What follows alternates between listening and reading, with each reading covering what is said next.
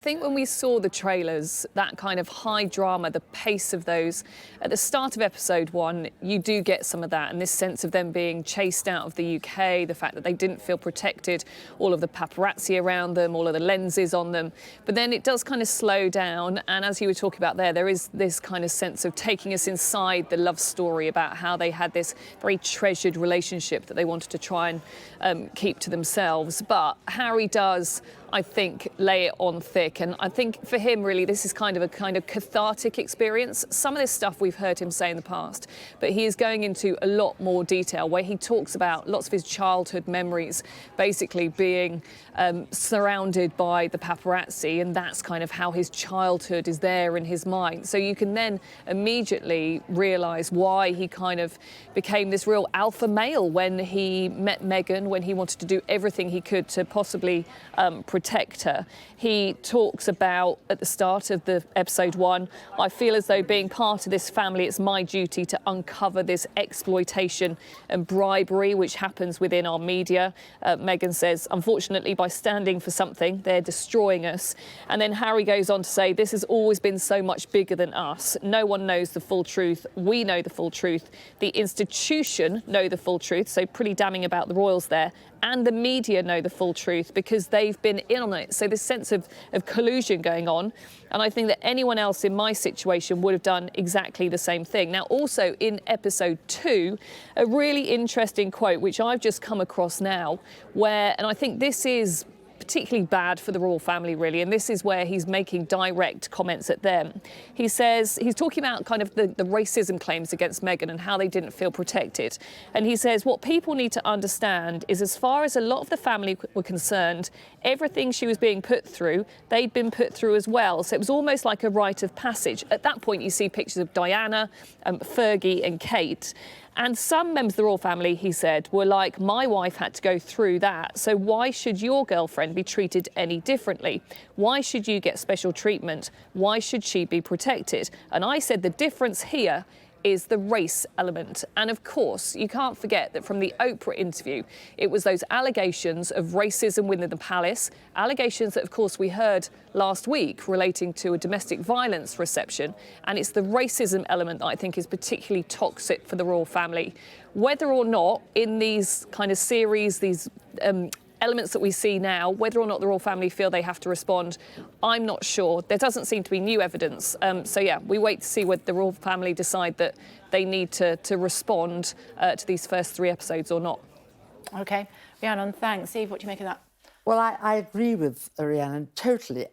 My feeling is the royal family won't respond till we've seen all 6, because you can't keep going on. I mean, Netflix are a professional filmmaking outfit.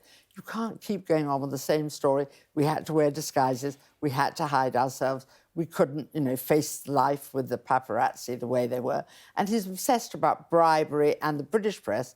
But in fact, certainly in the first and second, the beginning of the second issue, they're talking about Toronto press. They're talking about the world press. And of course, they go on and on about tabloids have their own issues, and we know they do. But tabloids, a picture is a picture. If you see somebody, you can't fake it. Actually, you can fake it, but newspapers don't. And what you want to say is, OK, it was very difficult, but you had a brilliant position to make the world better, to really make a difference, to really talk about race properly. And what we hear from these two at the moment is moan, moan, moan, flying in private jets, wearing amazingly beautiful dresses and wonderful jewellery. And what we want to say is, what you don't talk about is the service. They say that every palace had a publicity to get good publicity for the royal family. Well, they did want to get good publicity, but often for brilliant causes. If you think of all the things that Prince, now King Charles, has supported over the years, they want people to know about all the causes they do, everything from domestic abuse in the Queen's case to other things that the family have always done. And they want publicity for that. It's not for them. It's for the causes and the service they provide. That, so far, has not been mentioned. I don't know. Explain to me why he would have thought that it was appropriate to behave in this manner when, by the time they'd finished recording, the Queen was still alive. I mean, what did he expect Her Majesty? What reaction did he expect from Her Majesty? Well, that's one thing. Not only was she alive, but of course knew that she was ill, I suspect. Prince Philip had just died. That was horrific. And what did he think the Queen would think? The Queen, of course, has been brilliantly adroit. I mean, that wonderful phrase, recollections do vary after the Oprah interview, and the way that she avoided having a picture taken with the family because she knew it would be used and used possibly against her son and the rest of the family. Well, they took the Netflix crew to Windsor, didn't they? They did, Yeah. and hoped for that. So, and of course, if you remember, the minute they said, we want to work with you, but we want to live in America and be outside, and she immediately said, you can't be both, because, of course, it's impossible to do both.